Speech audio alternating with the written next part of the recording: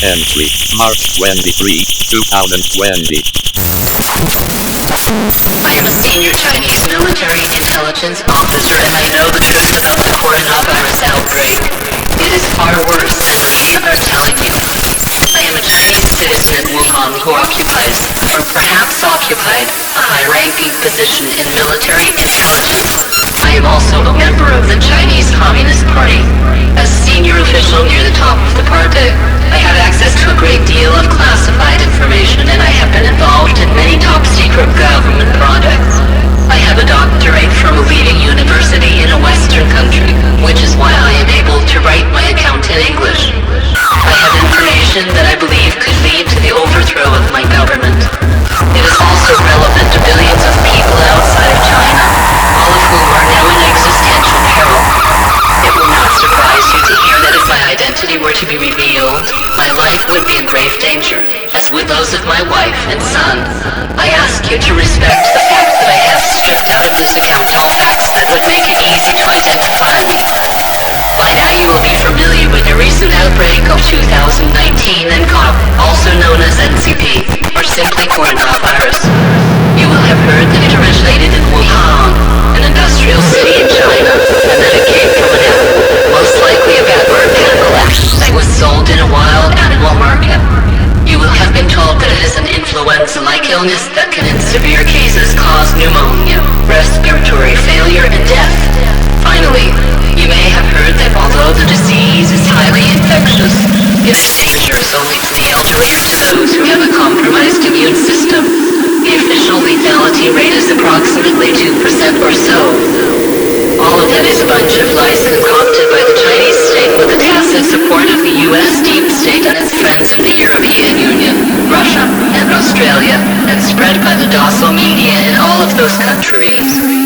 Let me start by telling you that the world does not operate the way you think it does. Although countries like the US and China vie for global dominance, that competition is restricted to certain limited areas. In most ways, the two countries are more interested in cooperation so that they can stop other competing countries from gaining more power. They also have a shared interest in keeping real power out of the hands of their ordinary citizens. To this end, they have many different mechanisms by which they control the overwhelming majority of their media blends. The Americans in particular have perfected the art of creating made-up divisions between their two main parties which are designed to hide the fact that both serve the same masters. These same nations also copy technology that is far more advanced than you can imagine and which is kept carefully hidden from public view. This includes advanced artificial intelligence capable of undermining and inciting any election in the world, biological and chemical agents that can manipulate and control thinking patterns and behaviors of citizens to terrifying degrees, highly sophisticated manipulation techniques using hypnotic practices entirely unknown to the public, and other things that I will not go into now. My point is that the great nations do not compete so much as work together. Their principal goal is to shield the true workings of the world from the uninitiated public. Just to give you one example, there aren't actually any nuclear weapons anywhere in the world. The US and the Soviet Union scrapped them all in the 1970s, as did their client states. Everyone realized that those weapons could not be used without destroying the whole world, so there was no need for them. But by pretending that they still had them, the big players were able to keep the non-nuclear powers in line. Let me return to the virus. Last year, large-scale anti-government protests erupted in Hong Kong. The Standing Committee of the Chinese Communist Party considered these to be a grave threat to the integrity and stability of the motherland. The US government and the EU both knew that the Chinese were secretly working on a biological agent that was supposed to make the protesters docile and obedient. Without going into detail, I worked on that project. We tried to develop a sort of spray that could be dispersed from helicopters or drones and that would lead to mental retardation and behavioral change. Naturally, as Hong Kong is one of the most open and international cities in the world, the party decided that it was too risky to release the agent in Hong Kong without first testing it. For this, we needed a great number of human guinea pigs. Two groups were identified for this.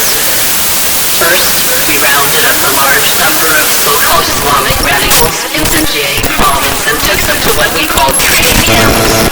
We had already been using these camps for human experimentation for several years, but the Hong Kong protests meant that we redoubled our efforts. We exposed the inmates to various alpha experimental agents. As these were odorless and invisible, the subjects were not aware that they were taking part in clinical trials. The resulting high rates of cancer, premature dementia, suicidal depression, and death by organ failure could easily be suppressed, as the camps are located in very remote parts of our motherland. Once the initial experiments had yielded a main agent, it was transported to Hubei province, where it was deployed at a special military testing facility outside the city of Wuhan. This was not even a particularly well-kept secret. The existence of this facility has been reported in international news. Even the fact that it is located close to the wild animal market is a known fact. By then, our president had already introduced a social credit system that allowed us to identify disloyal, counter-revolutionary and bourgeois elements in our society. Using the social credit scores, which are taken from online activity, electronic shopping behavior, and reports from informers in civil society, we selected some of the worst offenders. These included human rights lawyers and activists, Christians, homosexuals, artists, intellectuals, people who speak foreign languages, and other undesirables. Once these troublemakers had been collected and placed in the testing facility, we exposed them to the agent, which is biochemical in nature and spread in an invisible aerosol, akin to certain viruses. Initial results were encouraging, as we saw significant cognitive declines and reduction in higher mental processing facilities. Eventually, our undesirables were becoming mildly mentally disabled, which is precisely the effect we wanted to produce in order to pacify the restive population of Hong Kong. Unfortunately, it quickly became apparent that the agent also had other effects. About 1 week after the retardation set in, our subjects developed major anxiety and panic attacks. Eventually, they developed symptoms akin to those of paranoid schizophrenics. At that point, their bodies rapidly deteriorated. They developed massive internal bleeding. The walls of their arteries dissolved. They bled out of their eyes and orifices, and their tissue disintegrated. To put it in a more direct Western manner, they started to melt. Death usually occurred through multiple organ failure. This was preceded by at least 5 days of severe agony which could not be alleviated by painkillers. It was at this time that I first violated our protocol. One subject, an elderly lady who had published defamatory cartoons of our president, begged me for death with such insistence that I took pity and shot her. I was reprimanded, but fortunately the complaint was dropped when I agreed to reimburse the cost of the bullet. I swore to myself never again to show such unnecessary emotion. We decided that our agent was unusable. It was far too destructive for our purposes. We wanted the population of Hong Kong to submit to us. We did not want to exterminate it. Naturally, our American friends had by then taken an interest in our work and asked us for a sample for their own research and testing purposes. They hinted that they wished to use it to resolve certain difficulties in Venezuela. Normally we would have agreed, as we maintain friendly relations with the CIA, but given the extremely toxic nature of the agent, we declined. This, as it turned out, was a grave mistake. The CIA was convinced that we had developed something very powerful and wanted to keep it to ourselves. They offered a great deal of money to one of our researchers. Foolishly, he agreed to sell them a specimen. We found out just in time for the handover and tried to stop it from happening. In the ensuing shootout, don't bother to look for it in the news. It was never reported anywhere. Several dozen people were killed. More importantly, however, the agent escaped. The shootout took place at the wild animal market, which had been reported as the location of the animal to human transmission that started the outbreak. But of course, there was no such transmission. It was just the location where the CIA was supposed to receive the sealed vial containing the agents. The vial shattered when it was dropped by the traitor and had agreed to sell it to the Americans. By now I understand you will be skeptical. If I really am who I say I am, Why would I be sharing this information on the internet? Let me assure you that I am no friend of the Western system of governance. I love my motherland, and I am loyal to the Communist Party. It has lifted hundreds of millions of my compatriots out of squalor and poverty. However, I am also a human being and I have a conscience. Most importantly, I have a wife and a son. Once we realized that the agent had escaped and would start to spread, we swiftly put all of Wuhan into lockdown. I was one of those tasked to manage the fallout of the contamination. Of course, we could not keep such a huge undertaking secret, so we decided to order our state media to report that a coronavirus had broken out in Wuhan. In reality, of course, there is no coronavirus. It was all made up. It was one of my colleagues who came up with the genius idea of pretending that people with the common flu suffered from the coronavirus. This allowed us to hide the true nature of the disease. Let me explain. It is currently flu season in China. When we realized that we could no longer control the spread of the agent, we sent our men to all the hospitals and instructed all doctors to diagnose every case of the common flu as coronavirus. We came up with a new name, 2019 NCOM, and handed out fact sheets that described a made-up illness. The result of this decision was that tens of thousands of individuals who were simply suffering from a cold or flu were now diagnosed as having a mysterious coronavirus that, although infectious, was not often lethal. While this frightened the public, it allowed us to push the narrative that the disease was not that deadly. It also gave us time to prepare for the catastrophe that was sure to come by imposing a lockdown on Wuhan and other cities and Hubei province.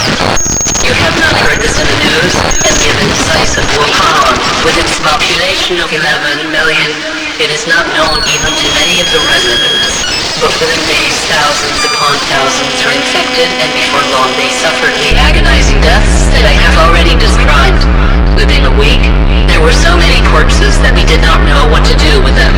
So we ordered the surviving social credit prisoners to drive the bodies into the countryside and bury them in mass graves. But it was very difficult to keep this activity secret, and we could not even keep up as there were so many corpses. We planted a story that 5 million residents had fled Wuhan. In reality, of course, many of those people had died from the agent.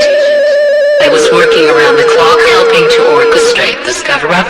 When I think back to my actions now, I feel great shame. At the time I still believed that I was fighting for my motherland and that the rule of the party was right and just. But deep down, I had already begun to have doubts. My faith in the party was shaken even more deeply when I learned what had happened to Dr. Li Wenliang. He was one of the few doctors who refused falsely to diagnose flu patients with the coronavirus. As a punishment, he was sent to help transport dead bodies to mass graves. The expectation was that he would be infected with the agent and die an agonizing death, but to our great surprise, he did not contract the illness. You have of course read that he died of coronavirus. You have been misinformed.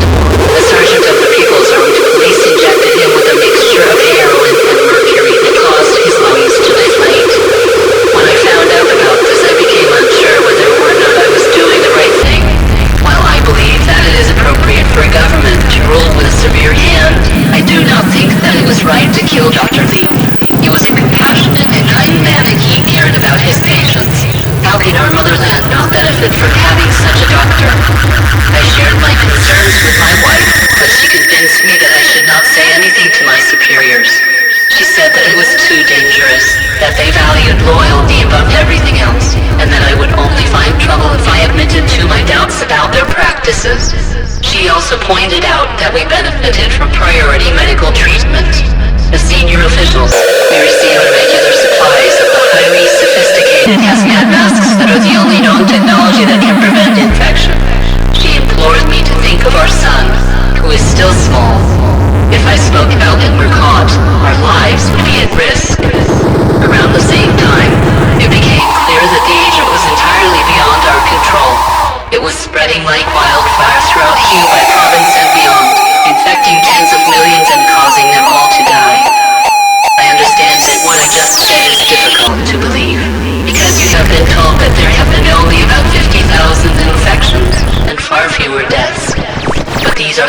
consequence infections that have been falsely passed off as the non-existent coronavirus. The agent is far more contagious than that, and its fatality rate, unlike the coronavirus, is not 2%. No, its fatality rate is 100%. Nobody recovers from it. Everybody who contracts it dies. And a lot of people are contracting it. Cue by province lies in ruins. The various travel restrictions and lockdowns that have been imposed were not created to stop the spread of the agent. None of them can stop it. Not embargoes, not face masks or hand sanitizer, but to stop the survivors from seeing the catastrophe with their own eyes.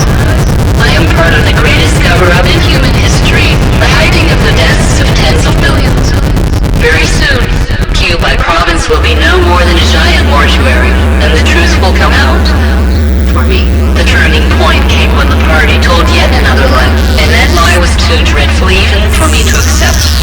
You may have heard that China built a new hospital, Shan Hospital, in Wuhan, in order to provide additional quarantine and isolation facilities for infected patients. You may have heard that they built it in only 10 days. That too is a lie. Sure, they did build something in 6 days. But it was not a hospital. The true nature of the building was top secret. Initially, I was naive enough to believe that the party was demonstrating its compassion and care for the people. But then my superiors sent me to Shan. I was shown around the installation by a military police officer called Corporal Meng. This is not his real name. It was there that I saw the truth. As I have mentioned, the only way to protect oneself from the agent is by wearing a special protective mask that is entirely unlike those available commercially. Even medical professionals do not have access to it. It is available only to biomedical warfare researchers, and it contains extremely advanced technology. These masks need to be kept at a particular temperature to offer full protection and lose their effectiveness very quickly. As I have also already said, one of the benefits of my position was that both my family and I had access to regular supplies, which is why we're safe when compared to civilians, doctors, and even lower-level government officials, all of whom wore utterly ineffective surgical masks in the misguided belief that they would protect them. And so, wearing this special equipment, I went to Shan with Corporal Meng. Whatever you want to call that place, it is not a hospital. Sure, the entrance looks like a hospital, and in the ward at the front of the complex, there are what appear to be normal medical beds. There, thousands of infected patients lie, all of them in the early stages of the disease. I walked along those long, wide corridors next to Corporal Meng, his angular face dispassionate in his military fatigues, and saw hundreds upon hundreds of identical hospital beds on which squirmed the terrified and diseased inhabitants of Wuhan. Their cries and pleas haunt me in the long nights in which I now am unable to sleep. But this was merely the beginning. Eventually the corridor took me to the rear of this front section. There, locked metal gates led to what he called the middle section. The patients in the front are unaware of its existence. It is where the more advanced cases are kept, in what most closely resembles a mental asylum. Immediately upon entering this part of Shan, I was struck by the demonic and stench of vomited human waste. Here the unfortunates thrown freely, their minds gradually disintegrating in endless panic attacks and psychotic episodes. Here too there were no more doctors, merely gorilla-faced men in black uniforms who belonged to some secret branch of the military police I had never heard of. They appeared to have been selected for their cruelty, for they beat and degraded the patients in the most sadistic manner.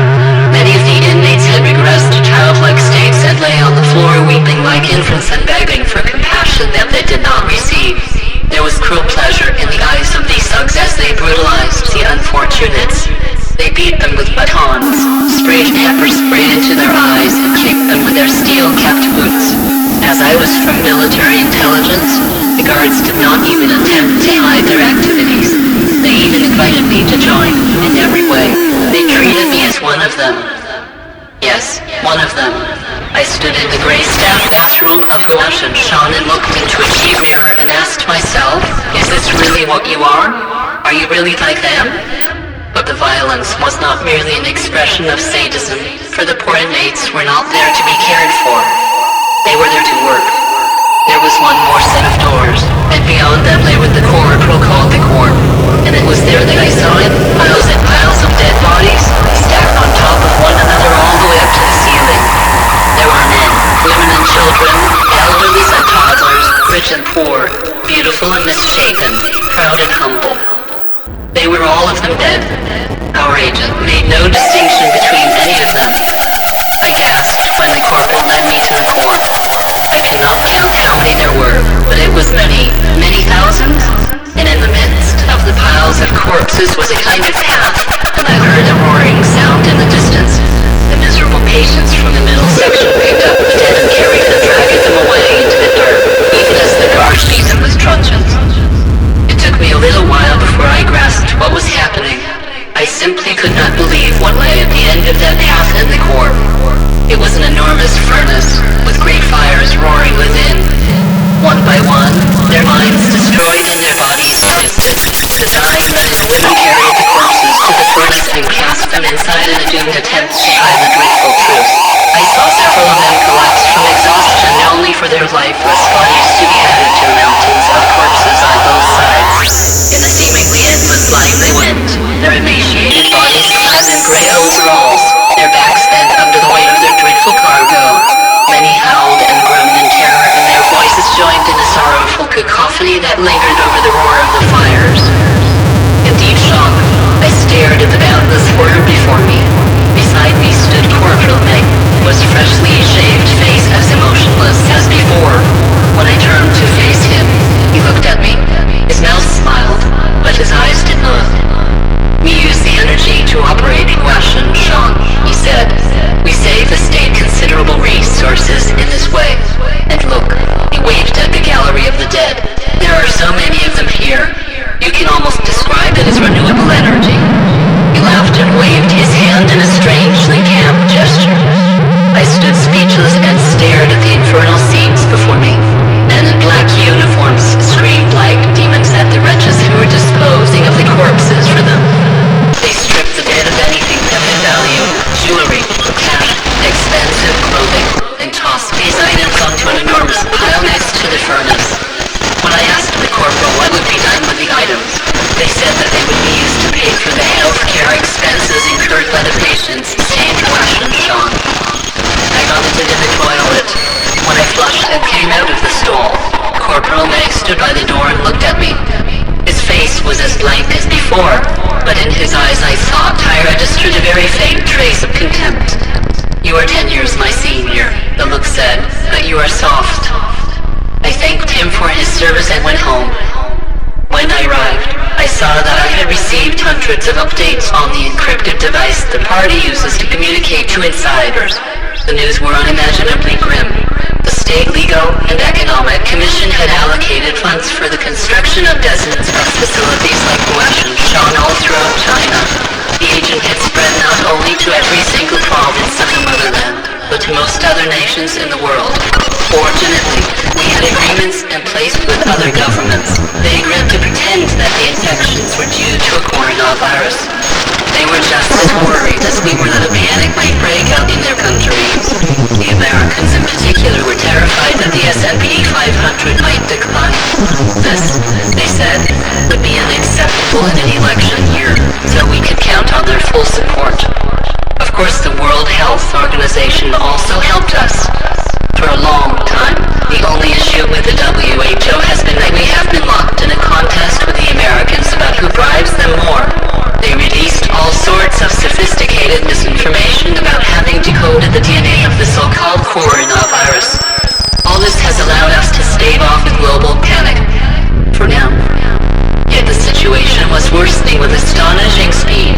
I am reluctant to reveal too much on this point, as it would make it too easy for my enemies to identify me, but we quickly began to implement measures to protect our most senior leaders.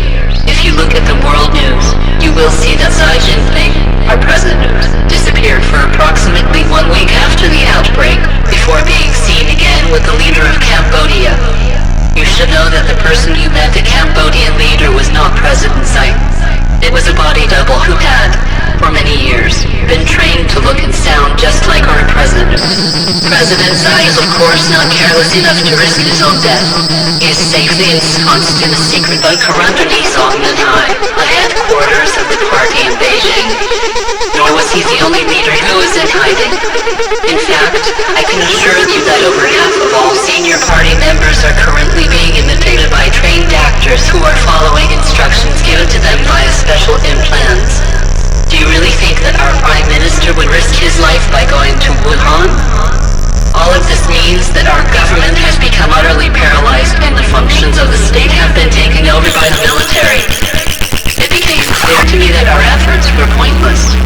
Yes, the lockdowns, travel bans, and targeted assassinations of rebellious journalists allowed us to hide the true situation in Wuhan, but I knew that this would not last. Once the mass deaths begin in the rest of the world, in our estimation, this should happen within the next week or so. Everyone will know the truth. It will become clear that we cannot protect ourselves from the agent. Surgical masks, hand sanitizer, gloves. Nothing can stop it. Nothing except the special hazmat masks. But those cannot be produced in anything like sufficient quantities. You, an ordinary person, will never even receive one, let alone a sufficient number to see you through the coming Holocaust. For those of you reading this, therefore, all I can suggest is that you keep your loved ones close to you. Hug them, tell them what they mean to you. Enjoy the time you have left with them.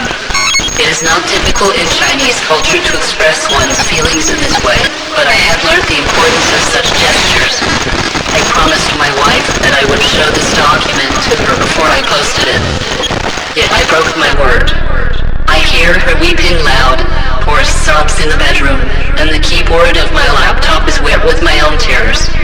Not long ago, we received results of the regular tests that are part of our priority medical treatment, and we learned that my son had been infected with the agent. The military police that has supplied me with the special protective mask had been giving expired and ineffective masks to my son, masks that senior officials had already worn and then discarded when they ceased to protect them. My own masks, on the other hand, had always been of the necessary quality. I suppose they decided that my son was of lower priority than me. I suppose my son could not help them with their cover-up. We had long ago decided that we would be different. We would be honest with him, always. And so when he asked us, we told him the truth. We told him that he was very sick. He asked more, and we told him he would not get better. He continued asking, and we told him that he would die. He's very small, but he was old enough to understand. His terrified wails will haunt me for the rest of my miserable days in this world. Let them come. Let them do with me as they will.